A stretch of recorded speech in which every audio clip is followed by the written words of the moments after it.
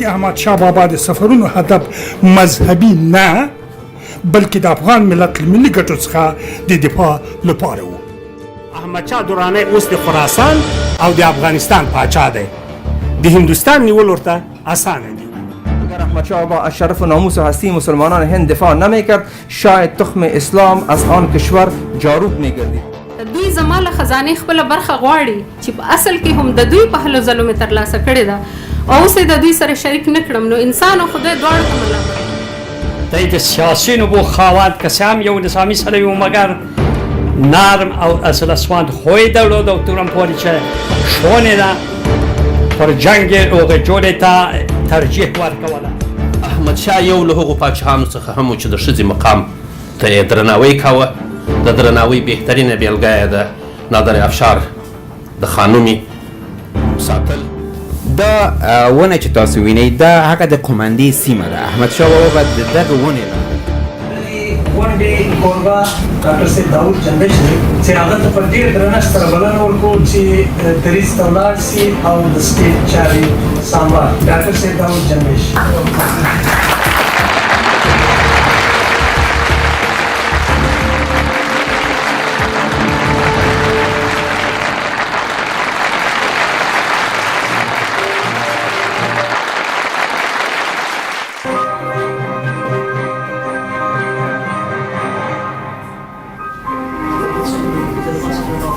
السلام علیکم. په نامه د هغه خدای مې دا بیان دی. دوستانو راځئ د هغه لوی څښتن په سپېڅلي کلام دا غونډه راپیل کړو چې لوی احمدشاه بابا یې په درناوي پر هند د برید پر مهال پښتون حافظ د قرآن رحمت خان ته اجازه ورکړه چې د نورو کسانو پر خلاف د ده ترڅنګ کښېني. د پاک کلام تلاوت محمد طاهر نصیری صاحب کوي.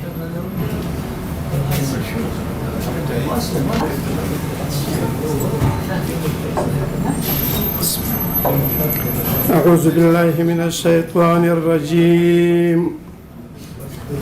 بسم الله الرحمن الرحيم. فاذكروني أذكركم واشكروا لي ولا تكفرون. يا أيها الذين آمنوا استعينوا بالصبر والصلاة إن الله مع الصابرين. ولا تقولوا لمن يقتل في سبيل الله أموات بل أحياء ولكن لا تشعرون. ولنبلونكم بشيء من الخوف والجوع ونقص من الأموال والأنفس والثمرات وبشر الصابرين الذين إذا أصابتهم مصيبة قالوا إنا لله وإنا إليه راجعون. أولئك عليهم صلوات من ربهم ورحمة وأولئك هم المهتدون. سبحان ربك رب العزة عما يصفون وسلام على المرسلين والحمد لله رب العالمين.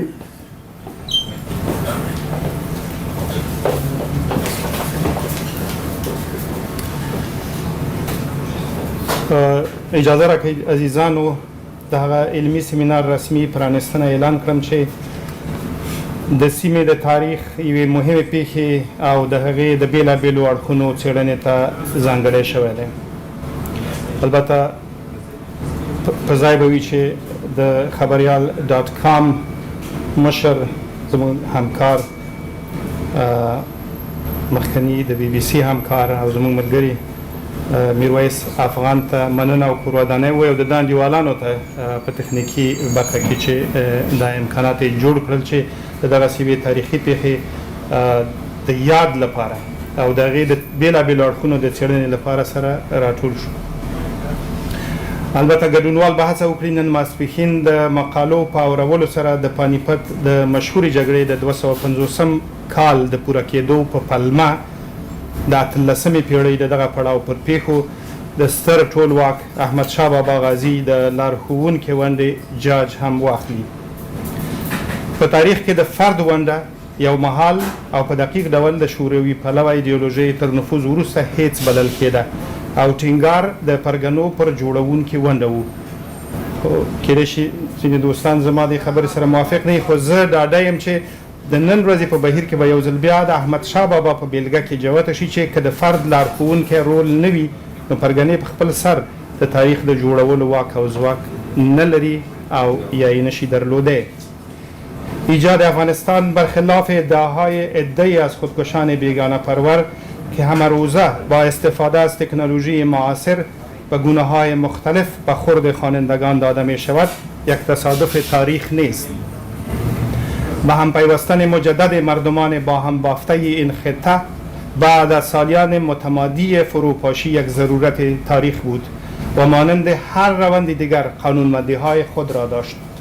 ادعای این که حوادث قرن 18 اتفاقاً رهبری را به یک قوم سپرد و در نتیجه سایر اقوام طی سالها و قرنهای بعدی اسیر ماندن یک دروغ محض است. تجمع مجدد اقوام این خطه در اوایل قرن 18 حالا نام آن در تاریخ هرچی بوده مانند امروز بر اساس منافع مشترک صورت گرفته و بناء عادلانه بوده است. آنانی که حتی افغان بودن را به خاطر مترادف بودن این کلمه با پشتون برای خود مناسب نمیدانند تعجب خواهند کرد که مردمان غیر پشتون این سرزمین خیلی قبل از تأسیس امپراتوری دورانی هم افغان خوانده می شدند. من صرف یک مثال را از ترجمه انگلیسی خاطرات یک سیاح پولندی می آورم که در زمان سقوط اصفهان به دست افغانها در آن شهر سکونت داشت. در این اثر بلوچ ها به تکرار افغان خوانده شدند و از نیروی بلوچ به عنوان بخش عمده نیروهای افغان یادآوری شده است.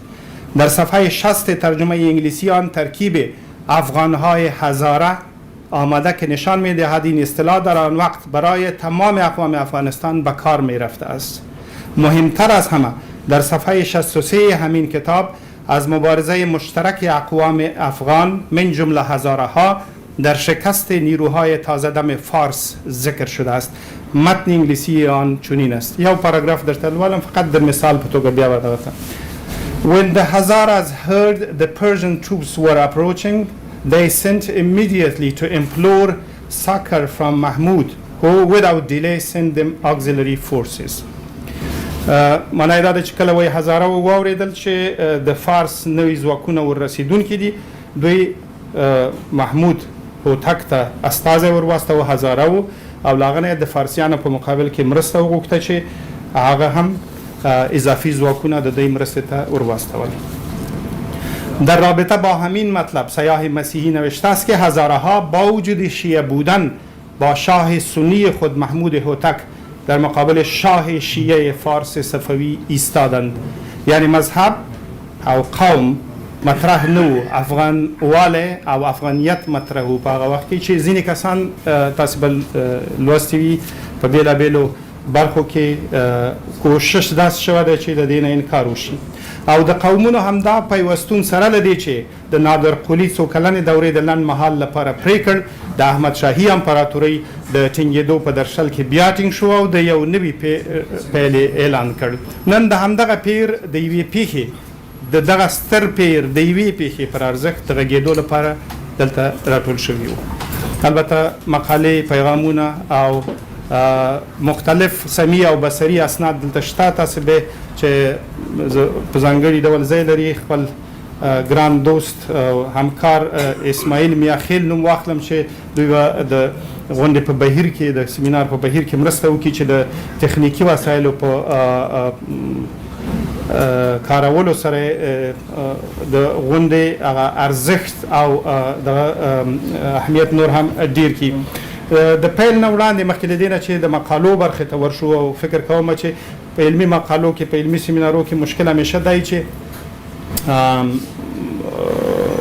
موضوع باندې هغه چا چې لیکلي دي غواړي دوستان خبر کی تفصیلات پکې نو هیله لرم چې په حوصله سره تاسو واورئ او دوستان د هم هڅه وکړي چې هغه اصلي برخه د مقالو د وخت او ځای تنګوالي ته په پام سره وړاندې کړي.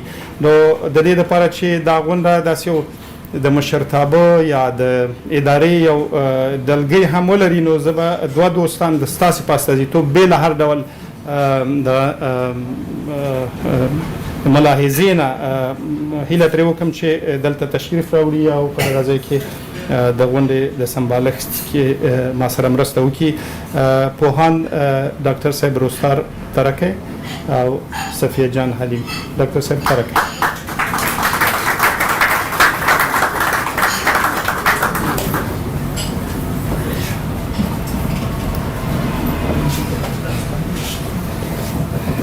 پوهان صاحب ډاکټر صاحب تاسو دلته راځئ.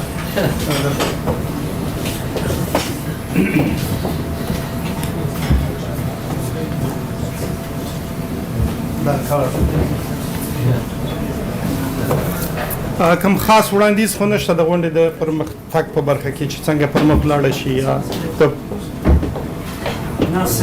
نشته کنه. ما ته د مقالو یو لیست چې موږ د خپل همکارانو سره دلته راسپارل شوی و په خبرې مو کړلې به کومه خاصه ملاحظه نشته. موږ د کار د ترتیب د اسانولو لپاره لومړی موضوع ته ور داخل شو چې موضوع څنګه و په هغه وخت حالات څنګه و وروسته یې وڅېړو چې ولې دغه جګړې پیښې شوې د جګړې بېلابېل اړخونه او اوسني حالات او موږ نیکمرغه یو چې زموږ یو همکار دوست ملګری په دې وروستیو کې د هند دغه برخې ته ورغلی و پانیپت ته او د هغه ځای نه د لومړي لاس اسناد او شواهد یې راوړي. هغه به هم د دې سیمینار په ترڅ کې تاسې وګورئ د ځینو کسانو خبرې به له هغه ځای نه واورئ. نو که ستاسې اجازه یې پیل به وکړو په دې لومړي سر کې ښاغلي شهسوار سنګروال ته بلنه ورکوم چې د دوی مقاله د هند د لویې وچې سیاسي حالت د 18مې پېړۍ په هغه وخت کې و. نو هیله کوم چې دوی خپله مقاله تاسو ته وړاندې کړي.